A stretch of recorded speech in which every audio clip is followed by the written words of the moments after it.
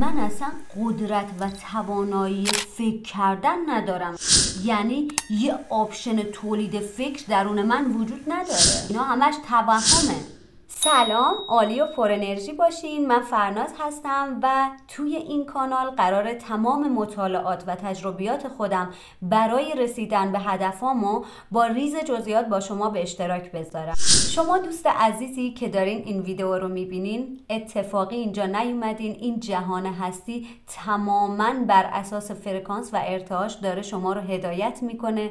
پس لطفاً اون دکمه سابسکرایب رو بزنین، با هم دوست شیم و با هم اینجا رشد کنیم. امروز میخوام راجع به یک موضوعی باهاتون صحبت کنم که اگر خوب بهش دقت کنین میتونه زندگیتون رو تغییر بده. و اون موضوع اینه که قبلا من فکر میکردم این منم که تعیین میکنم به چی فکر کنم یا فکر نکنم، یا به عبارت دیگه فکر میکردم که توانایی فکر کردن دارم یا میتونم افکارم رو کنترل کنم، در حالی که با توجه به مطالعاتی که الان داشتم به این نتیجه رسیدم که من اصلا همچین آپشنی ندارم. مثلا توانایی فکر کردن ندارم، یعنی یه همچین آپشنی درون من وجود نداره که من بتونم فکر کنم، یعنی تولید فکر داشته باشم. همچین چیزی غیر ممکنه. باورت نمیشه؟ خب تویی که باورت نمیشه الان به من بگو 3 روز دیگه ساعت مثلا 4 بعد از ظهر تو داری به چی فکر میکنی؟ آیا تو میتونی الان مشخص کنی که 3 روز دیگه ساعت 4 بعد از ظهر داری به چی فکر میکنی؟ نمیشه. نمیتونیم فکر کنیم. ما فقط در معرض افکار قرار میگیریم. حالا یعنی چی؟ چطوری ما در معرض افکار قرار میگیریم؟ اینجوریه که ببین تمام افکار همین الان در فرکانس های مختلف در جهان هستی وجود دارن. ما با توجه به فرکانس و ارتعاش کلی که از خودمون ساطع می کنیم در مدار افکاری قرار می گیریم که فرکانسشون هماهنگ با فرکانسیه که ما ساطع کردیم. یه مثال براتون بزنم. مثلا اگر من فرکانس کلی که دارم ارسال میکنم به جهان هستی مثلا 512 باشه، من در معرض افکاری قرار میگیرم که با ارتعاش 512 هماهنگ و همجنس و هم فرکانس هستن و من اون دسته از افکار رو میتونم باشون برخورد کنم، درک کنم، بفهمم. حالا اگر اون فرکانس من بیاد پایین یا انرژی من بیاد پایین، من دیگه به 512 دسترسی ندارم. من میام توی افکار پایین تر دیگه. مثلا افکارم بخوام یا نخوام، آدم خوبی باشم یا نباشم، اصلا مهم نیست. ارتعاش و انرژی من اومده پایین و من فقط میتونم به این افکار دسترسی داشته باشم. یاد یه تجربه شخصی از خودم افتادم. سال 98 من به واسطه اون تلاش هایی که برای بالا بردن سطح فرکانس و ارتعاش خودم کرده بودم به یک درآمد مثبت 50 میلیون غیر فعال رسیده بودم. یعنی من عملا کار فیزیکی خاصی انجام نمیدادم ولی درآمد مثبت 50 میلیون رو داشتم.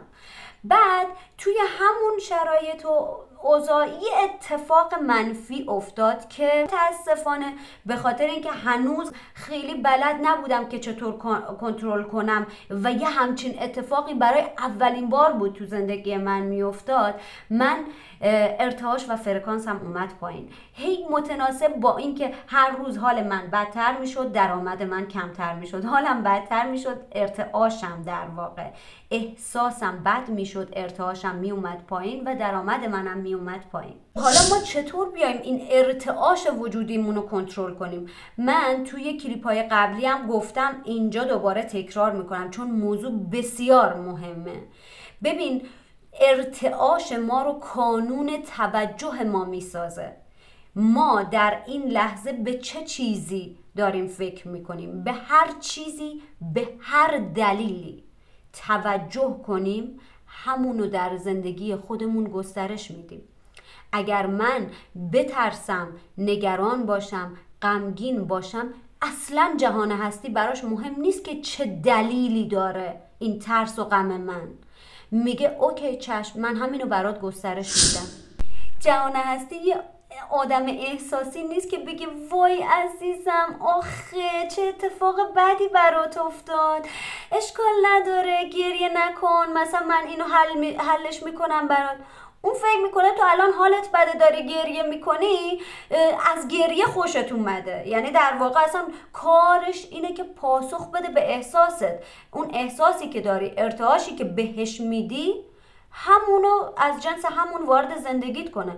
مثلا من احساسم بد شد، فرکانس و ارتعاشم اومد پایین، هر روز تصمیم ها و افکار سطح پایین رو بهشون دیگه دسترسی داشتم. هر روز سطح افکار من میرفت پایین و پایین و پایین تر و من کارهایی میکردم که اشتباه بود. من قبل از این که حالم بد بشه هر کاری میکردم به سود تبدیل میشد، چه آگاهانه چه ناآگاهانه، چون تو سطح ارتعاش بالایی بودم و افکاری می اومد، عملکردهایی به من الهام می شد که باعث می شد که من متناسب با اون احساسی که دارم و ارتعاشی که توش هستم کارهایی رو انجام بدم و تجربه کنم دنیا رو. وقتی که فرکانس و ارتعاش من میاد پایین، حال من بد میشه، من فقط دسترسی دارم به افکار سطح پایین، احساسات سطح پایین، عملکردهای سطح پایین، تصمیمهای سطح پایین و همون باعث میشه که هر روز کم و کم و کمتر بشه. یعنی من اینقدر رفتم دنبال این احساس بد که حتی از مثبت 50 میلیون اون موقع به منفی 18 میلیون ماهانه رسیدم. یعنی رسیدم جایی که هر ماه باید 18 میلیون قسط میدادم. خلاصه این که من الان از توهم این که من میتونم فکر کنم و من دانا هستم و اینا اومدم بیرون. من فهمیدم که من فقط توانایی کنترل توجهمو دارم و این کنترل توجه میتونه منو در یه سری مدارها قرار بده که توی اون مدارها افکار، ایده ها، راه حل ها هست و من اونجا میتونم به اون اتفاقات دست پیدا کنم و احساس خوبی رو تجربه کنم. خب بچه من منظورم الان این نیست که شما اصلا نه درس بخونین، نه کار بکنین، نه نمیدونم فعالیت خاصی داشته باشین. منظور من اینه که تمام کارهایی که میخواین انجام بدین بیسش باید کنترل کانون توجه باشه و با احساس، که جوری که شما رو به احساس خوب برسونه.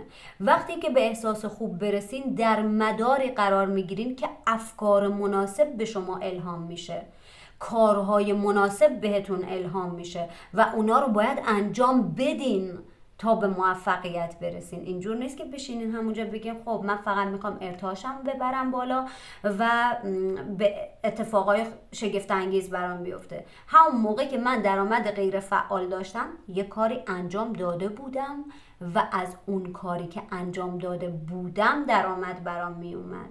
اوکی؟ یعنی یه کار باید انجام بشه. پس لطفاً اشتباه برداشت نکنید.